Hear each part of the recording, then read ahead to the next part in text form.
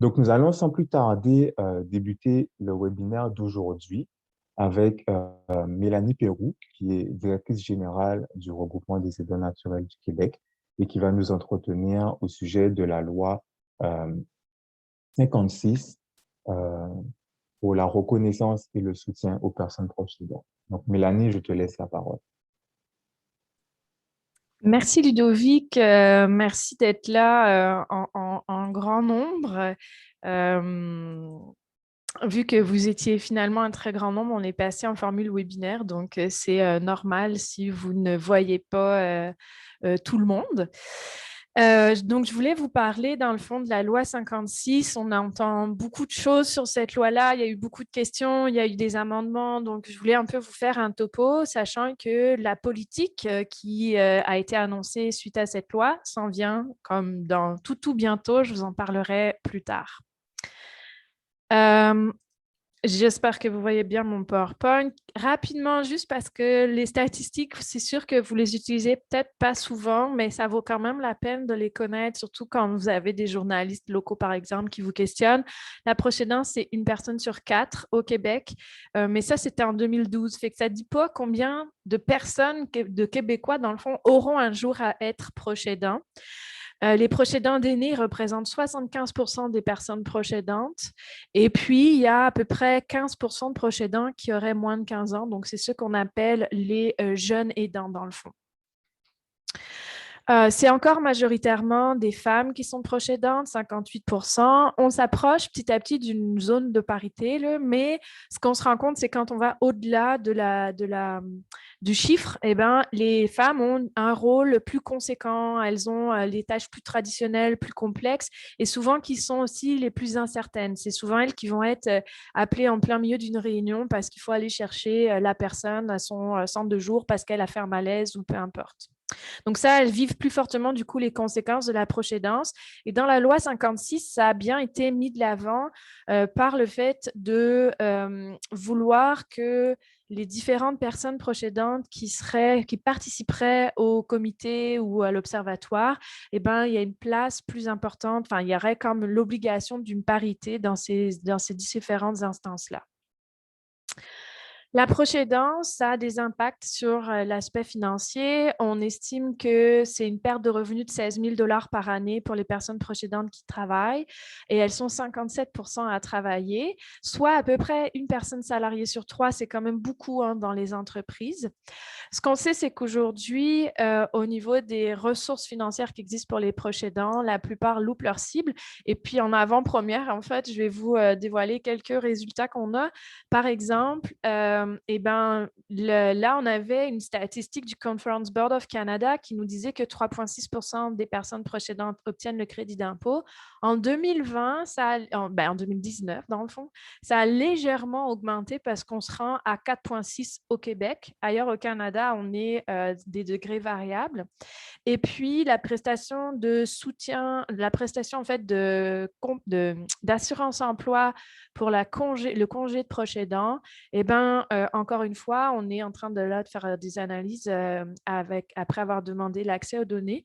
Puis, on serait à peu près 1% des personnes proches aidantes au Québec qui l'ont demandé et qui l'ont eu pour un niveau de revenu qui est très différent, qui est très en deçà de ce que, dans le fond, la prestation peut offrir. Donc, on voit qu'aujourd'hui, eh ben, ça loupe sa cible, fait qu'il y a 20% des personnes proches aidantes au Canada qui vivent de l'insécurité financière. Et ça, c'est un des grands avantages de la loi 56, c'est qu'elle parle de cette précarité financière-là.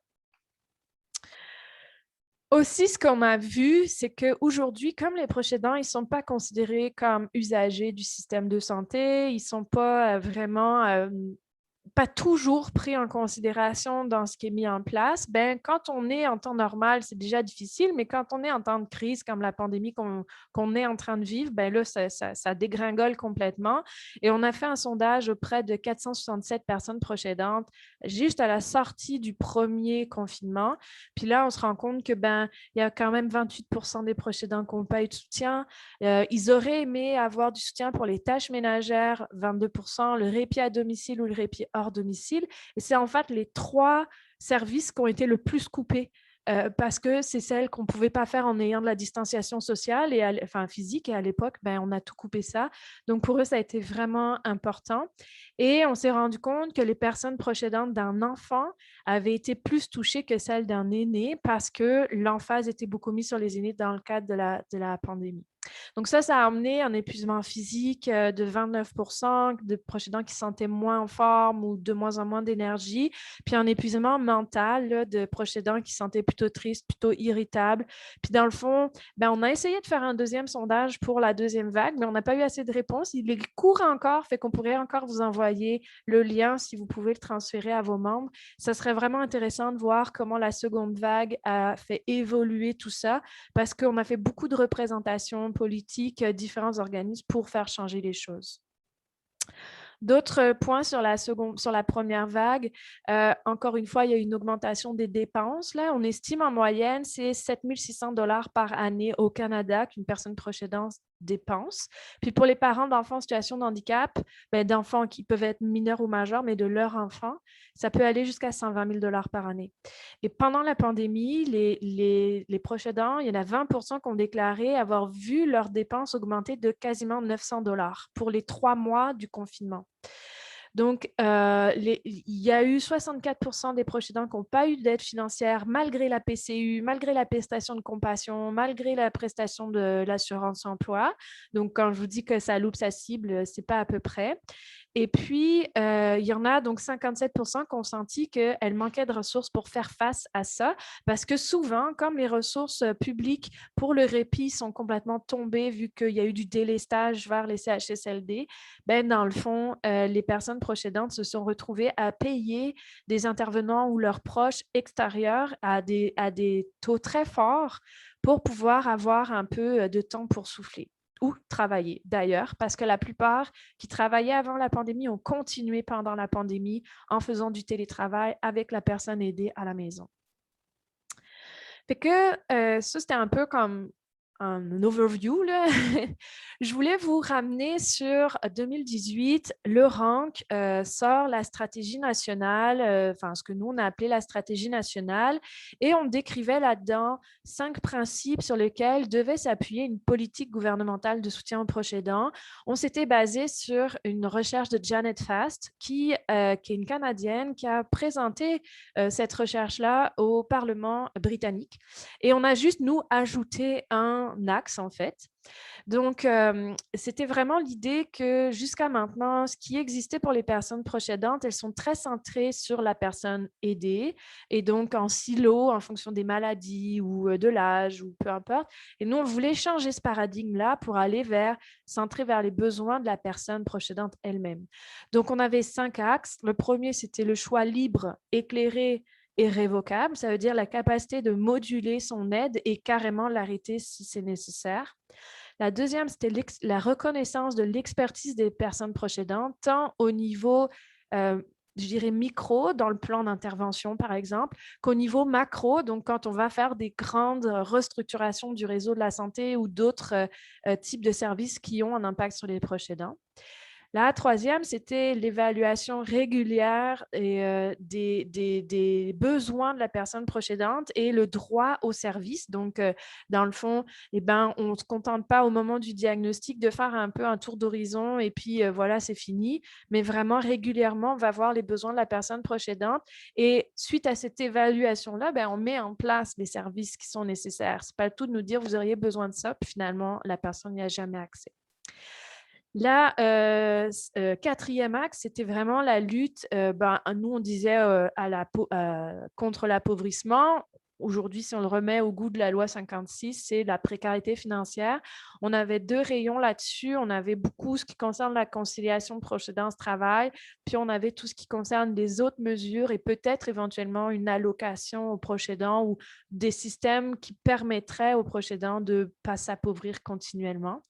Et puis la cinquième, qui était ce que le RANC avait ajouté à la recherche, c'était vraiment le développement des connaissances locales et à l'international aussi, mais dans le sens qu'aujourd'hui au Québec, on a très peu d'informations sur qui sont les personnes proches aidantes au Québec, quels sont les services auxquels elles ont accès ou pas, quels sont leurs besoins dans les régions, etc. Et avec la création de l'Observatoire, puis là, les grands esprits se rencontrent parce qu'à peu près en même temps, il y avait eu cette idée-là de Olivier Bauchet, qui est actuellement le directeur scientifique de l'Observatoire. Fait que notre idée à nous, c'était de dire, il faut développer les connaissances, mais surtout, il faut développer les synergies pour s'assurer que ces connaissances-là, elles redescendent après dans les milieux cliniques, dans les organismes communautaires, mais aussi l'inverse, qu'un organisme communautaire soit capable de dire, on aurait tel besoin de connaissances, tel besoin d'évaluation, puis qu'ils aient accès à des chercheurs qui soient en mesure de connaître la proche aidance. Donc, notre idée de la politique, c'était vraiment valoriser, donc oui, la reconnaissance, mais épauler aussi, donc apporter du soutien. Parce qu'il existe des politiques ailleurs dans le monde qui étaient vraiment juste une question de, on reconnaît que la proche aidance existe, mais il n'y avait pas de soutien qui s'en allait avec ça. C'était d'inclure tous les types de proches aidants parce qu'on voulait s'assurer que ce ne soit pas seulement les proches aidants d'aînés, mais tout type de proches aidants, tout type de maladie, de situation et de lieu de vie. Et c'est là où la pandémie a apporté un focus très important. C'est qu'auparavant, on ne reconnaissait pas vraiment les proches aidants en CHSLD. On considérait que vu qu'ils avaient confié leurs personnes en hébergement, ils n'étaient plus vraiment proches aidants. La pandémie a démontré complètement l'inverse, avec l'effet pervers d'avoir invisibiliser ceux qui sont à domicile par contre.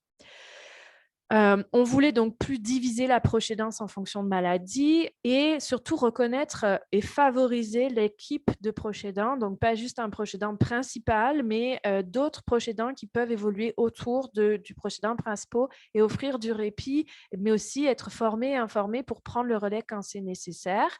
Bien sûr, je vous l'ai dit, la lutte contre l'appauvrissement.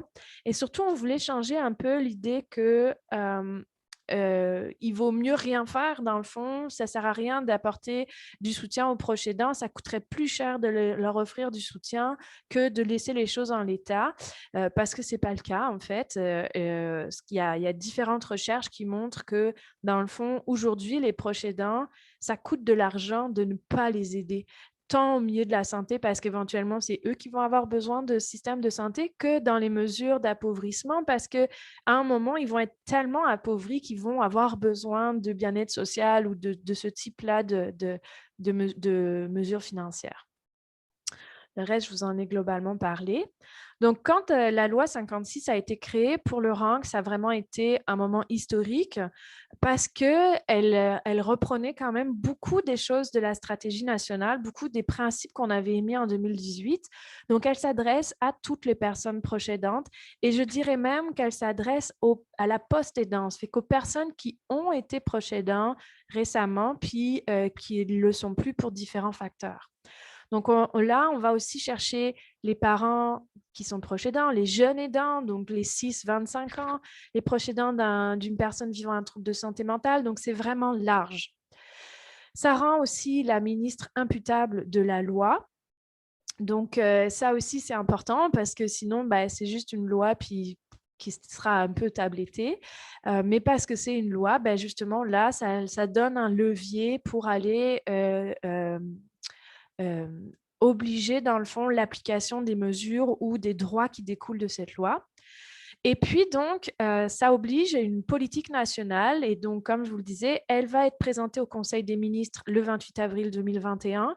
Donc, là, ça veut dire qu'elle est déjà validée. On ne peut plus vraiment la retoucher en tant que telle. De ce que nos informations, c'est une politique qui va être quand même une politique d'action. Donc, il y a déjà certaines mesures structurantes qui vont être dedans. Et puis, elle sera présentée, publiée dans le fond à tout le monde quelques jours après le 28 avril, quand le Conseil des ministres l'aura validé officiellement. Et enfin, il y a un plan d'action qui découle de cette politique-là, qui devrait arriver un an après l'adoption de la loi, donc le 28 octobre au plus tard 2021. Et ce plan d'action-là, il est encore en travail, fait qu'il va y avoir des concertations, le comité devrait être créé, etc. Donc, il va y avoir des choses qui vont se mettre en place. Et ce plan d'action, il est revu tous les 5 ans. La différence aussi de cette loi-là par rapport à, par exemple, des lois comme la loi pour la lutte contre la pauvreté, c'est qu'il y a une obligation dans la loi d'évaluer pas juste la checklist de ce qu'il faut faire, mais d'évaluer les impacts que cette loi a Et donc, c'est un des mandats de l'Observatoire de la proche aidance, entre autres, et de différents autres comités qui ont été créés, là. Mais c'est vraiment d'aller se dire, OK, c'est pas juste on a fait telle chose, telle chose, telle chose, c'est qu'est-ce que ça a changé pour les personnes proches aidantes ou pour les organismes qui soutiennent les personnes proches aidantes ou pour la recherche de faire telle mesure. Donc, comme je disais, ça crée l'Observatoire de la proche aidance et le comité des partenaires. On va revenir un peu là-dessus. Et puis, donc, la loi définit les principes directeurs de la politique nationale. Donc, dans le fond, avant même d'avoir la politique nationale, on savait les grandes lignes à travers la loi, puis je vais revenir là-dessus.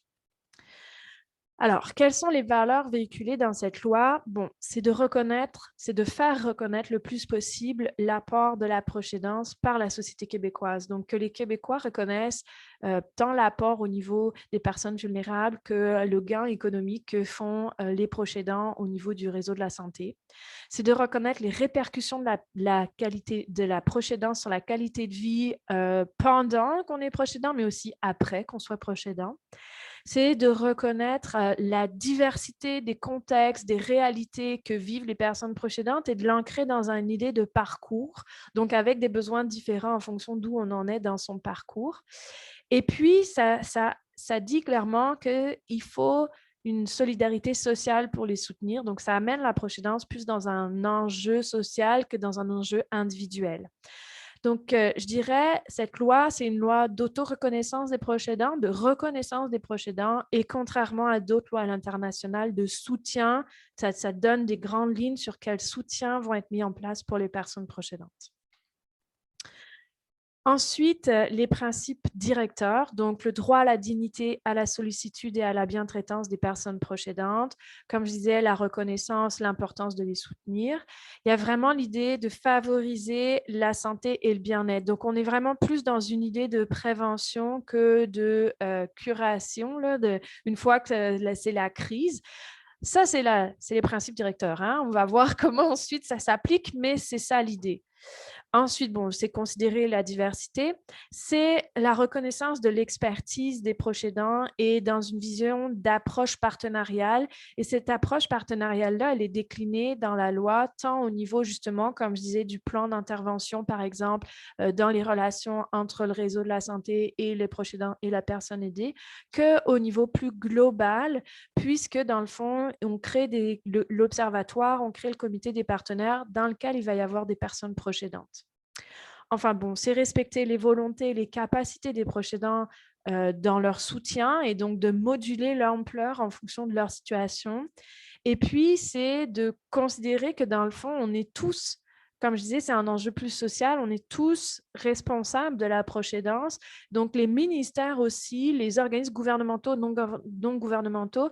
Donc, c'est de faciliter des partenariats et de la consultation et de la mise en place de mesures entre ces différents organismes-là. Et donc, de ces principes directeurs découlent 4 orientations. Ces 4 orientations-là, c'est ce qu'on va retrouver dans la politique nationale. Donc, la première, c'est tout ce qui concerne les mesures de reconnaissance, auto-reconnaissance et mobilisation des acteurs. Puis, ce qu'on a déjà déterminé, c'est qu'il faut sensibiliser la société québécoise. C'est pour ça aussi que la loi reconnaît la Semaine nationale des personnes proches aidantes la première semaine de novembre. Il faut reconnaître le rôle, l'apport et la diversité des personnes proches aidantes. Il faut les soutenir dans toutes leurs sphères de la vie, même l'appauvrissement. Et puis, il faut des actions concertées. Donc, la deuxième orientation, c'est le partage d'informations, la promotion des ressources pour les personnes proches aidantes et le développement des connaissances et des compétences dans lequel s'inscrit dans le fond l'Observatoire. Donc là, il y a vraiment l'idée d'être en mesure de répondre aux besoins d'information et de formation à la fois des personnes proches aidantes, mais aussi de tous les acteurs qui sont concernés. Donc, par exemple, les professionnels de la santé, les banques, bon, peu importe là, les domaines que ça touche, le milieu de l'éducation pour les jeunes aidants, etc., etc. Et puis, le troisième point, c'est soutenir la recherche et le transfert des connaissances qui va être entre autres, mis en place par l'Observatoire, mais aussi de différentes autres manières. Enfin, il y a le développement, en 3, il y a le développement des services de santé et des services sociaux pour les personnes proches aidantes dans l'approche partenariale. Donc ça vient reconnaître la personne proche aidante comme une usagère du réseau de la santé. Et qu'à partir du moment où elle est usagère, elle va avoir un dossier qui va être ouvert, un plan d'évaluation et des services. Dans l'approche partenariale, donc tenir compte de leur savoir sur la personne aidée, mais sur eux aussi, qu'est-ce qu'ils voient dans leur propre situation, etc. Et puis, dans l'idée de tenir compte de leur volonté ou de leur capacité de s'engager vers la personne aidée. Et en 4, c'est tout ce qui concerne les environnements soutenants, donc créer des environnements soutenants qui favoriseraient le maintien ou l'amélioration des conditions de vie des personnes proches aidantes. Donc, c'est ce que je vous disais, plus en prévention. Il y a l'idée de favoriser l'équilibre de vie. Donc là, on retrouve la conciliation proche aidance-travail et d'éviter la précarité financière, entre autres, qui ressortent là dans cette orientation-là. Donc, pour faire un point rapidement, il y a le comité de suivi de l'action gouvernementale. Ça, c'est des ministères, des fonctionnaires qui font justement tout ce qui est la checklist. OK, on a fait telle orientation, on a fait tel bout du plan d'action, etc. Il y a le comité des partenaires dont l'appel à candidature est actuellement en cours. Si vous voulez en savoir plus, il est sur le site du ministère de la Santé et des Services sociaux où vous pouvez nous contacter. Il y a 2 types de candidatures possibles. Il y a des organismes qui sont concernés par le soutien aux personnes proches aidantes. Donc, ça ne veut pas dire seulement des organismes qui offrent des services, mais ça peut être des organismes, je ne sais pas, féministes qui se sentent concernés par les proches aidants. Et il y a des personnes proches aidantes qui peuvent faire partie de ce comité-là. L'idée de ce comité, c'est de faire des recommandations à la ministre. C'est aussi peut-être d'être interpellé par la ministre sur certaines situations en vue de l'application de cette loi-là. Et puis, ce comité est en concertation et consulté avec l'Observatoire de la proche aidance. Donc, ce schéma-là, il date de quand la loi a été déposée, mais depuis, il y a quelques amendements qui ont été faits. Donc, le comité des partenaires et l'Observatoire doivent maintenant se réunir 2 fois par année et non plus une seule fois. Donc, l'Observatoire de la proche aidance, c'est vraiment un rôle de vigie, d'analyse et de partage des savoirs. Et là, encore une fois, il va y avoir des organismes dans le comité directeur, des organismes qui offrent des services ou qui sont concernés par la proche aidance et des personnes proches aidantes, dont des personnes milieu rural, milieu urbain, issues des Premières Nations, issues de l'immigration, bref, d'avoir le plus de diversité possible. Donc, la loi, elle a été sanctionnée. On a 5 ans là devant nous pour mettre en place le premier plan d'action qui s'en vient. Et au bout de 5 ans, il va y avoir un rapport sur la mise en œuvre de la loi et ses impacts. Ensuite, on repart pour 5 ans. Et le rapport, il va être public et déposé à l'Assemblée nationale par la ministre. Il y a beaucoup de gens qui ont dit, ben là, à quoi ça sert de faire une loi? C'est une perte de temps. On aurait pu tout de suite aller vers la politique nationale et puis basta. En plus, la loi, il n'y a pas d'argent dans une loi, hein, fait qu'on ne sait pas qu'est-ce que ça va donner exactement. Oui, peut-être, mais en fait, ce qu'il faut voir, c'est sur le long terme. L'idée de cette loi, c'est qu'elle engage tous les gouvernements futurs à appliquer les principes directeurs, tous les principes directeurs, dont la lutte à la précarité financière, qui sont dans cette loi. Fait qu'en gros, là, c'est un véhicule qu'on va utiliser vraiment pour plusieurs années avant que ça soit éventuellement réouvert. Puis à l'intérieur, on saura exactement quelle couleur aura le véhicule en fonction de la politique qui va changer effectivement d'un gouvernement à l'autre ou d'un 5 ans à 5 ans parce que les choses ont évolué. Mais au moins, les grands principes directeurs, ils vont être là, ils vont être obligatoires. Cette loi, elle oblige tous les ministères à tenir compte, quand ils écrivent une nouvelle loi, un nouveau règlement, etc., à déterminer l'impact pour les personnes proches aidantes.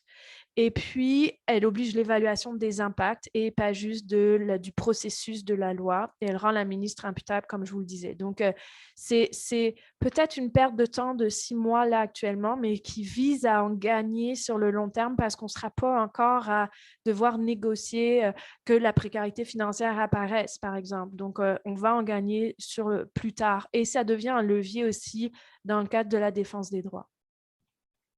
Alors, les bonifications adoptées, il y a eu une super belle ouverture de la ministre, de son cabinet, de son équipe. Et ça a été une des lois les plus rapidement adoptées au Québec. L'opposition a été vraiment aussi dans une logique constructive, donc c'est quand même un très bon signe. Il y avait, dans la première définition, c'était quand même assez imprécis. On ne faisait pas référence aux répercussions de la proche-aidance ni aux objectifs. Tout ça, ça a été ajouté par la ministre. On oblige tous les gouvernements à favoriser la santé et le bien-être, mais à ce moment-là, il n'y avait pas spécifiquement nommé l'aspect financier, l'aspect conciliation proche-aidance, travail, études. Là, c'est nommé dans la loi et vous allez me dire, ça change quoi? Ben, ça change que justement, ça devient obligatoire. Alors que si avant, c'était inclus dans l'idée du maintien de l'équilibre de vie, ben, on pouvait se concentrer sur un bout plutôt qu'un autre ou même aucun. Donc là, on vient vraiment l'amener comme un principe directeur. On nommait aussi au tout début le fait que les proches aidants pouvaient choisir l'ampleur du soutien, mais on ne disait pas qu'on pouvait aussi décider de ne plus être proche aidant pour différentes raisons. Fait que ça aussi, ça a été ajouté dans la loi. Et puis, il y avait la représentation des personnes proches aidantes dans les différents comités, comme je vous ai nommé. Le nombre était assez restreint. Il y a eu une augmentation du nombre, bien sûr, avec aussi l'ajout des représentations des communautés rurales, des Premières Nations et une sorte d'équilibre hommes-femmes. Bien sûr, ça reste encore un nombre, c'est 2-3 personnes, mais on ne peut pas non plus avoir des comités où il y a 100 personnes parce que sinon, on n'avance pas. Donc, il fallait trouver un juste équilibre. La loi, donc la définition qui a été modifiée, ça c'est sa dernière version. C'est vraiment, j'ai souligné en rouge ce qui pour nous nous paraît le plus important et d'ailleurs ça reprend beaucoup ce que le RANC porte depuis 2018. Donc c'est vraiment l'idée d'une incapacité temporaire qui soit de nature physique, psychologique, psychosociale ou autre qui fait qu'on devient proche aidant de quelqu'un, peu importe l'âge de la vie, ça je l'avais dit avant, mais surtout on parle d'un lien affectif, mais il n'est pas obligé d'être familial. Et ça veut dire qu'on va reconnaître les amis ou les voisins qui sont aussi proches aidants. Ils ne sont pas nombreux, ils sont 16%, mais ils sont quand même là. Et des fois, ils ont exactement le même rôle qu'un autre et les mêmes répercussions. Donc, c'était important pour nous que ça soit mis de l'avant. Entre autres, ça vient aussi favoriser la reconnaissance pour les personnes proches aidantes qui sont de la LGBTQ+. Donc, c'est important.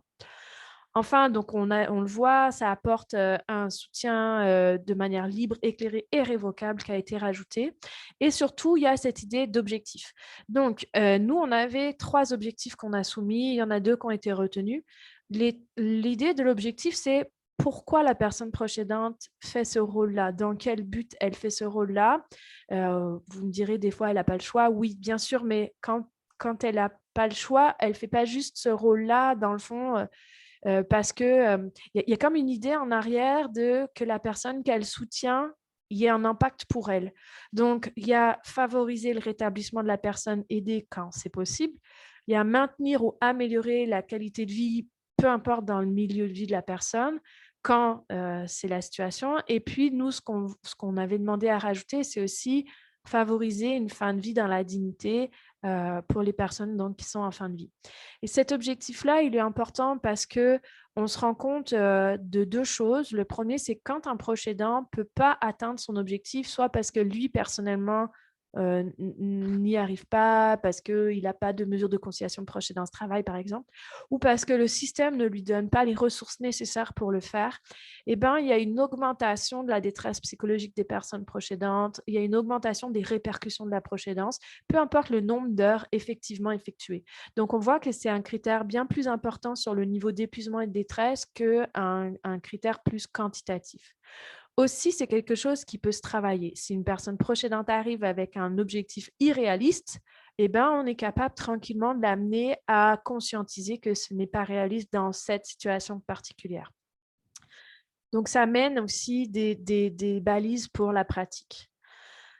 Alors, la loi, la définition issue de la loi, elle a amené l'idée de types de soutien qui peuvent être apportés et on voit le soutien émotionnel qui a été si important pendant la pandémie ou quand on a bloqué l'accès des personnes proches aidantes. C'est vraiment l'aspect émotionnel qui a fait que les personnes aidées qui étaient hébergées ont décliné à ce point-là. Mais ce qui a été rajouté, c'est vraiment l'idée que ça peut entraîner des répercussions, qu'elles soient financières ou sur la capacité du proche aidant de prendre soin de lui, de sa santé physique, mentale et des autres responsabilités familiales. Et ça, c'était important. Donc, nous, on avait fait un sondage auprès de nos organismes, mais aussi auprès de personnes proches aidantes. Et ça ressortait beaucoup, c'est que les gens disaient, bah oui, mais dans le fond, moi, je ne vois pas la différence avec si je suis un papa d'un enfant normal, par exemple. Alors qu'en mettant l'idée des répercussions, ça venait un peu plus les aider à se reconnaître. Les effets qui sont prévisibles de cette définition, c'était donc vraiment de viser une meilleure reconnaissance par les professionnels qui évoluent autour des proches aidants, de favoriser l'auto-reconnaissance des proches aidants eux-mêmes.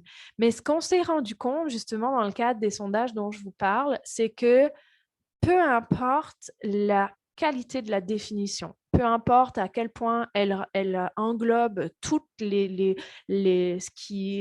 répercussions, les implications de la proche aidance, ce n'est pas suffisant pour pour se reconnaître comme proche aidant. Et c'est vraiment sorti clairement dans notre sondage. Et on a un autre travail au RANC actuellement sur qu'est-ce qui favorise la reconnaissance des proches aidants, leur auto-reconnaissance et l'utilisation des services.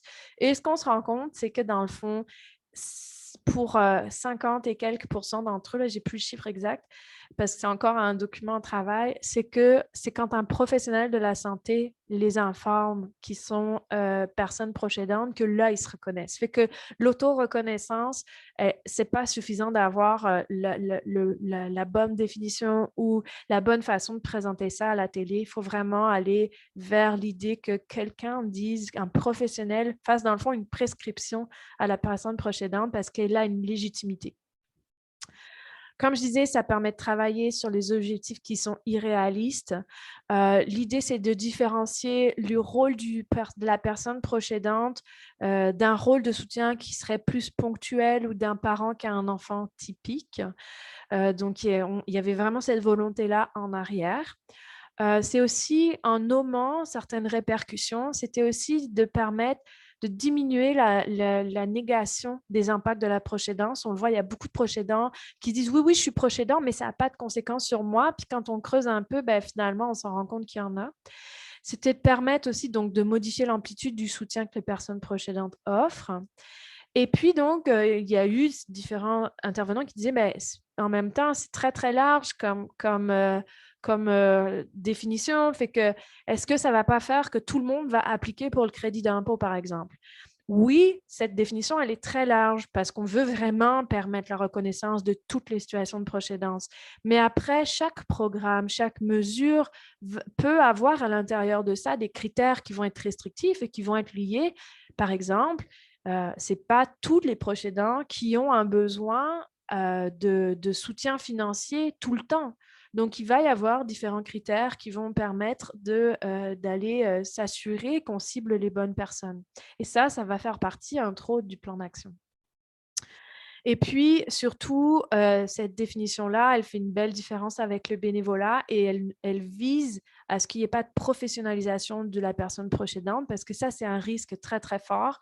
C'est qu'à partir du moment où on offre du soutien à la personne proche aidante, alors, à quelque part, on les reconnaisse comme un professionnel de la santé, même si c'est sous-payé, et qu'on s'attende à aller aux mêmes qualités de soins et aux mêmes engagement en termes d'heures, etc., etc., même s'il y a des proches aidants qui en font plus en termes d'heures que les personnes, des professionnels de la santé, mais il y a différentes situations, là, il y en a qui en font moins aussi. Alors, que sait-on de la politique et du plan d'action? Donc, comme je disais, la politique, elle est présentée le 28 avril. On va en savoir un peu plus, mais c'est une politique qui veut quand même démarrer les actions dès maintenant, même si le plan d'action ne sera pas complètement mis en place. Mais la loi, dans l'article 44, définit certaines choses qui sont importantes de voir dans le premier plan d'action. Donc, dans le fond, l'évaluation des personnes proches aidantes par les SUS et les SIS avec l'établissement d'un plan d'accompagnement, ça doit être fait dans la première année. Ensuite, l'évaluation de la pertinence et de la faisabilité de l'idée d'un statut légal pour les personnes proches aidantes ou des droits et des obligations qui seraient aux personnes proches aidantes. Ensuite, donc, il y a la révision des orientations de l'appui, mais la prolongation de son financement, j'en reparlerai un peu plus tard. Et puis, il y a l'évaluation de la pertinence et de la faisabilité d'un registre des personnes proches aidantes. Je vous dirais que ça, c'est clairement un effet de la pandémie où il y a tellement de proches aidants qui n'ont pas pu rentrer dans les lieux de vie qu'on se dit, ben, peut-être s'il y avait eu un registre, ça aurait facilité la tâche. Fait qu'on verra là, qu'est-ce que ça va donner. Puis tout ça, ça doit être démarré dans la première année de la mise en place de la loi.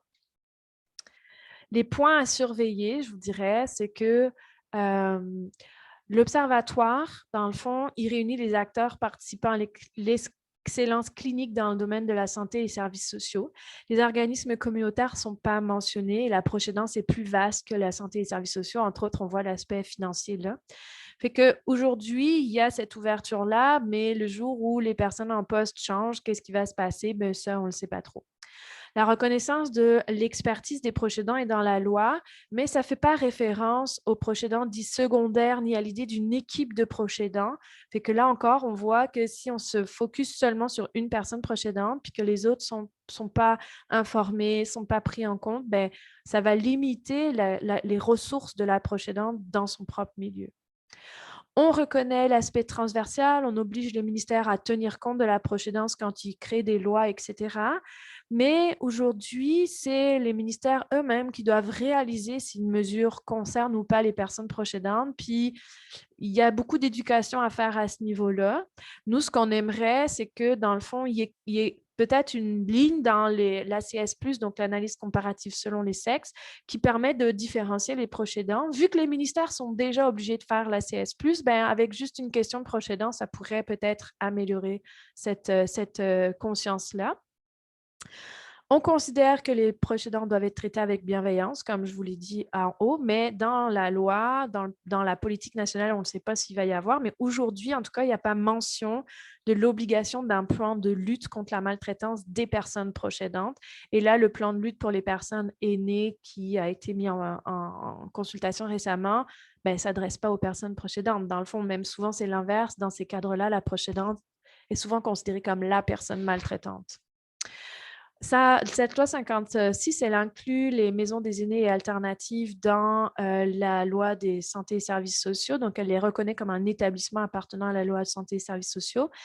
Mais on ne sait pas trop là-dedans le cadre de gestion ou les politiques qui vont être mises en place et qui permettraient de mieux inclure les personnes proches aidantes ou les familles comme des partenaires de soins, parce qu'on le voit en ce moment, les CHSLD, les RPA, peu importe, le proche aidant, c'est vraiment très à la marge et puis dépendamment, des fois, il y a des belles façons de l'inclure. D'autres fois, il est vraiment considéré comme le chialeux qui ne va jamais être content des services rendus. Enfin, puis ça, c'est quelque chose qu'on a découvert malheureusement assez récemment au RANC, c'est que la loi 56 ne s'arrime pas avec la loi 18 qui vient changer tout le système, le code civil, tout le système du curateur. Entre autres, la mesure d'assistant au majeur oblige, si une personne proche aidante devient assistant au majeur, elle a l'obligation légale de ne plus partager les données, les informations de la situation de santé de la personne aidée. Fait que nous, on y voit un risque que dans le fond, une personne proche aidante ne soit plus en mesure de venir à un groupe de soutien, par exemple, un groupe d'entraide ou discuter de sa situation qui lui pose problème à cause de cette confidentialité-là. Fait que je vous dirais que nous, on est en train de travailler ça, là, entre autres avec le curateur public, parce que ça peut être très préoccupant sur certaines situations. Le budget 2021-2022, qui est dans le fond le budget qui vient de sortir suite à cette loi-là. Donc, on a différentes choses qui en sont sorties. Ceux qui sont membres chez nous ont vu la petite vidéo que j'ai faite suite à une rencontre justement avec le ministère Santé et Services sociaux, le ministère des aînés et de proches aidants. On a demandé certaines clarifications. Donc, effectivement, ce budget annonce la suppression de la loi 6, mais l'appui est prolongé comme le fonds de gestion de l'appui qui gère l'argent de l'appui. Ce qu'il faut savoir, c'est que dans le fond, vu qu'il n'y a plus de partenariat public-privé avec la Fondation Chagnon, il n'y a plus besoin d'une loi. Donc, aujourd'hui, la loi ne sert à rien, elle est enlevée. Par contre, l'appui reste avec le même budget de 150 millions pour 10 ans, mais pour servir plus de personnes proches aidants, vu qu'ils doivent s'élargir à tous les proches aidants d'aînés. Fait que ça, c'est quand même problématique. On a cette discussion-là, nous aussi, de notre côté, à savoir est-ce qu'il y a d'autres argents qui vont être injectés. Et les réponses qu'on a eues, c'est que pour le moment, ils sont encore en recherche d'un partenariat public-privé qui permettrait justement d'additionner de l'argent. L'autre chose aussi, c'est que ça reste du financement qui est par projet, même s'il y a une volonté de l'appui de l'ouvrir sur plusieurs années, comme genre par programme plutôt que par projet. Il demeure que ce n'est pas du financement récurrent à la mission, donc il y a des redditions de comptes et tout ça. Et on ne sait pas aujourd'hui comment le fait que la loi 6 soit abrogée va avoir des répercussions sur tous ces aspects-là. Dans le budget 2021-2022, il y a 19 millions qui sont récurrents au soutien aux proches aidants. Ce qu'on a appris, donc, c'est qu'ils allaient servir à la mise en place des coordonnateurs régionaux à la proche aidance, à la bonification du soutien psychosocial, le répit, etc., toutes les mesures qui existent. Mais ce qu'on voit, c'est que c'est à travers les SUS et les CIS. Et donc, même si il y a eu tout le ministère des aînés et des proches aidants là, qui ont fait un gros travail de sensibilisation des SUS et des CIS pour que l'argent descende, pour qu'une partie de l'argent descende aux organismes communautaires. Aujourd'hui, ce n'est pas obligatoire. Chaque SUS et SUS va décider. Et c'est malheureusement, autant il y en a se disant que c'est une enveloppe récurrente, font du financement récurrent, autant il y en a d'autres, c'est du financement par projet, parfois très court, avec des appels compliqués. Il va y avoir donc les coordonnateurs à la proche aidance et il y a aussi les conseillers régionaux de l'appui. On sait qu'ils discutent de tout ça, puis nous, ce qu'on espère, c'est qu'il va y avoir des arrimages pour éviter les chevauchements. Il y a beaucoup d'organismes membres, on le sait, qui sont inquiets sur qu'est-ce que ça va avoir comme conséquence pour eux et justement comment ils vont être encore représentés s'il y a plus un aspect national de l'appui.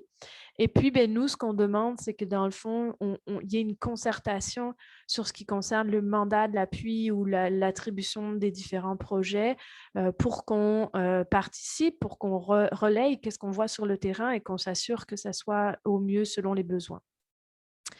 Comme je vous le disais, la loi 56 parle de la précarisation financière des personnes proches aidantes. Dans ce budget-là, a priori, il n'y a pas grand-chose qui va émerger. Entre autres, le crédit d'impôt, il a été rehaussé à 2 500 l'année dernière et il ne sera pas rehaussé cette année. Dans le budget, on voit du financement pour les maisons des aînés alternatives, pour les maisons Jules Carle et pour Baluchon Alzheimer.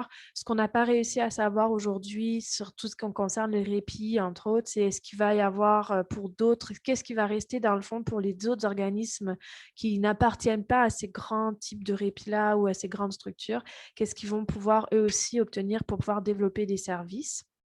Et puis, dans le budget, le rehaussement du programme de soutien aux organismes communautaires, qui est le rehaussement récurrent, est minime. On revient au niveau de 2017 par rapport au rehaussement qu'on avait eu ces dernières années. Fait que, alors que les besoins avec la pandémie ont explosé et donc le RANC fait partie de la campagne CASH, qui est la campagne pour hausser le financement des organismes communautaires en santé et services sociaux. Et donc, j'invite nos membres et ceux qui sont solidaires avec nous de participer à cette campagne, de suivre l'actualité à ce sujet-là, parce que ça va vraiment devenir important dans les prochains temps. Alors, les répercussions pour le RANC, c'est que, et ses membres d'ailleurs, c'est que, dans le fond, la politique, la loi 56 arrive dans le contexte où nous, on est en train de faire notre planification stratégique, fait que ça nous permet justement de nous arrimer un peu. Donc, ça, c'est une bonne nouvelle, même si ça nous fait une surcharge de travail pas mal. Et dans le fond, le RANC vise à faire un lancement de là où il s'en va, de sa planification stratégique pour la prochaine semaine nationale des proches aidants. Ce qu'on vient d'apprendre avec le comité, les appels à candidature pour les comités et l'observatoire, c'est qu'il va falloir choisir entre les deux. Ça va être très, très difficile, moi, je vous le dis.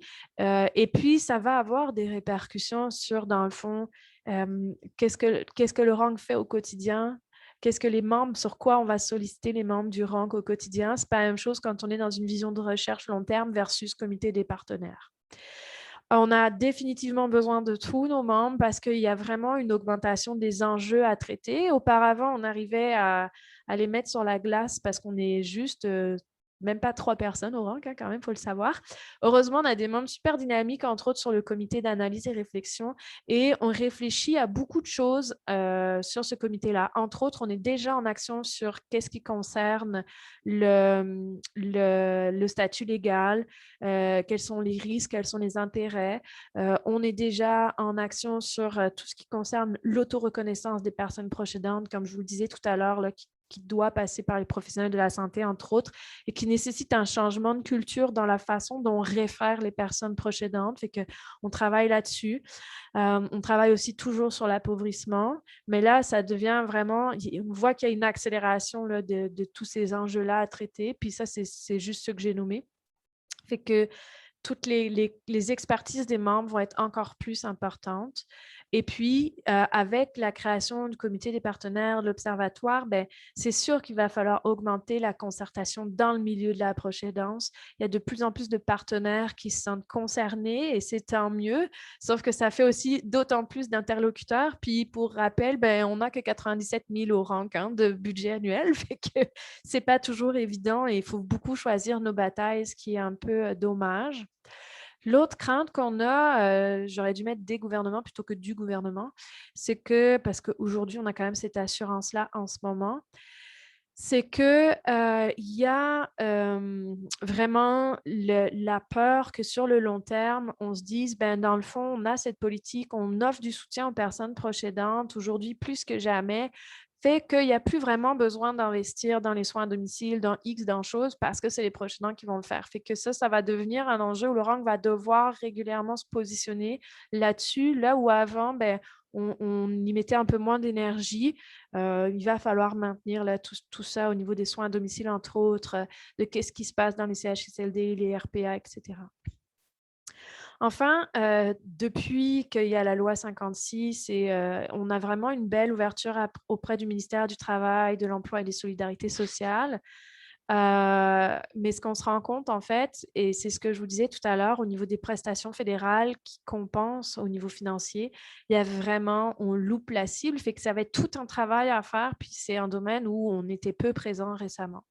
Fait que voilà, c'est un peu ça les répercussions de créer la proche-aidance comme un enjeu social et en même temps, ben, c'est ce qu'on souhaite là, au niveau du rang. C'est pas, il faut arrêter d'individualiser le problème, de dire que si le proche aidant il n'a pas de répit, ben, c'est de sa faute ou quoi, c'est parce qu'il veut pas, c'est parce qu'il n'en a pas besoin ou peu importe, mais vraiment amener ça sur une logique sociale, c'est important.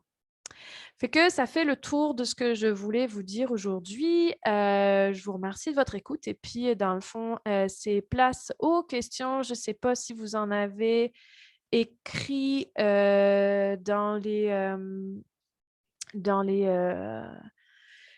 les questions. Si vous voulez passer par le chat, voilà, c'est là qu'on en est. Je vois dans une des questions, est-ce que les différents comités formés pour faire les suivis de la loi 56 sont composés de représentants provenant également des régions? Oui, effectivement, il va y avoir, il y a cette obligation-là de couvrir les situations des personnes proches aidantes en région et peut-être aussi de s'assurer que les organismes qui seraient présents sur ces lieux-là concernent aussi ou touchent ou connaissent en fait les réalités des organismes, des régions là, à ce niveau-là. Je vois qu'Amélie Saint-Ours a levé la main. Je vais vous laisser poser votre question. Vous pouvez débloquer votre micro là, si vous voulez.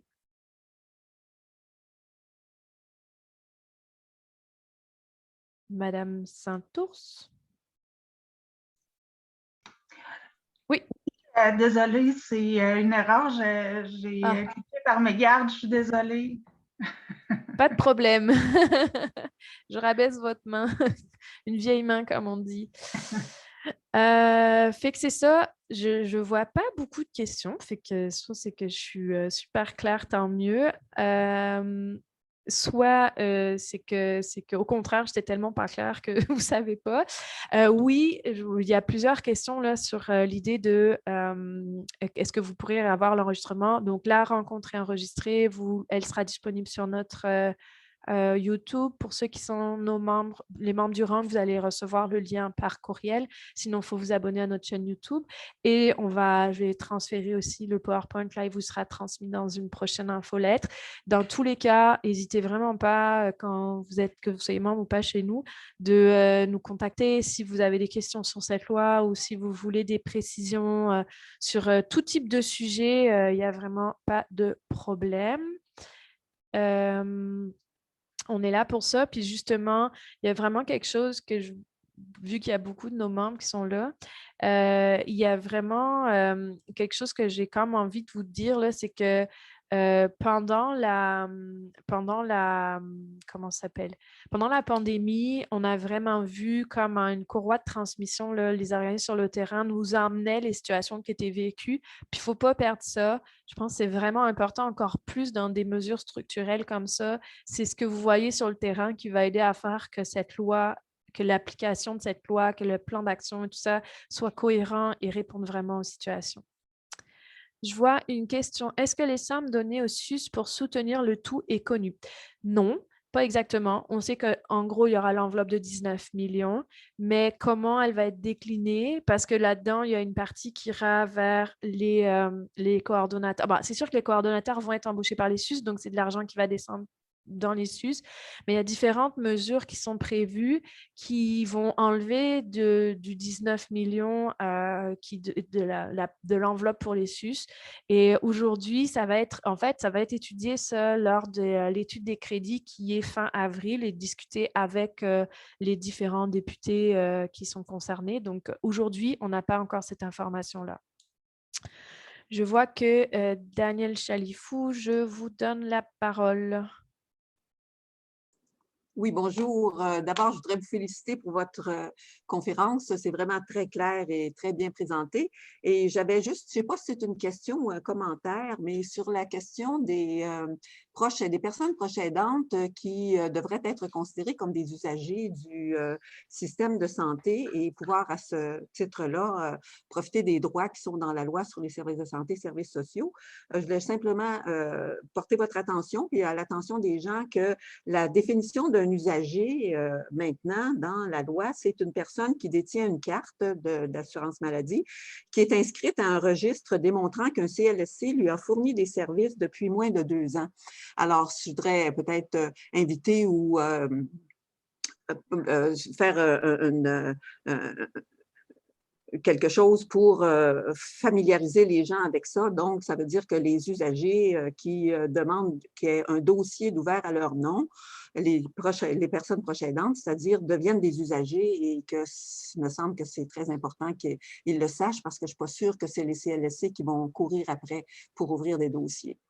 Non, effectivement. Puis ça fait partie justement de toutes ces choses qu'on va avoir besoin. Cette loi, elle est pas, il n'y a pas beaucoup de pages, là, contrairement par exemple à la loi d'issue du curateur, du curateur public, mais il y a beaucoup d'enjeux qui sont là-dedans et ça va prendre toutes les expertises pour s'assurer qu'on couvre tout. Et donc, merci, Maître Chalifou, de nous avoir ramené à ça, parce qu'effectivement, ça va être une information à transmettre aux gens sur le terrain, là, il faut que les personnes proches aidantes demandent à avoir un dossier ouvert. Et dans le fond, de ce que je comprends, depuis moins de 2 ans, ou revenir au moins une fois tous les 2 ans pour qu'ils soient encore actifs. Merci beaucoup. Je vois quelqu'un qui demande est-ce que les 10 millions qui ont été annoncés en février 2020 est inclus dans le 19 millions ou si c'est un 19 millions d'argent neuf? très bonne question. On n'a pas posé la question et on va le faire pour vous donner la réponse parce qu'effectivement, si c'est si c'est seulement 9 millions, ben, on ne va pas aller loin. Déjà, 19 millions, je dirais, pour tout ce qu'il y a à faire là-dessus, ce n'est pas beaucoup. Donc, en même temps, ce qu'on nous a dit, c'est qu'une partie, vu que le plan d'action n'est pas encore officiel, ça, c'est juste un montant qui est mis pour commencer à faire des démarches.